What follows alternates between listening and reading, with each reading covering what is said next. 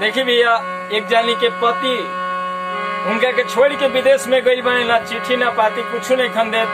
तो एक दिन अनुसार के कहली है, क्या कहली है वो, क्या कहली है अरे कि हमारा के छोड़िए सैया,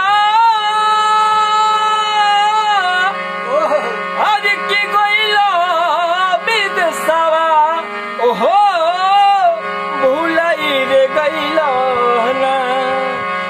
अरे कि हमारा के छोड़ी सैया, अरे गइलो विदेशवा, हो भूलाई रे गइलो ना, ओहो पराई रे गइलो ना।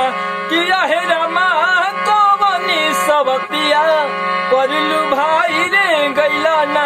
कि हे रमा कवनी सबतिया करलू भाई रे गइलो ना। अंदर के भाव लागल बा, अरे कि रहे के ना रहे घरवा पिया, का लइलो हमके गवानवा। दुखे में दुश्मन बन के सही, सुखे भइल बा सपनवा। अरे कि रहे के ना रहे घरवा पिया, का लइलो हमके गवानवा। दुखे में दुश्मन बन के सही, सुखे भइल बा सपनवा। अरे कि बिरह के अगिया में,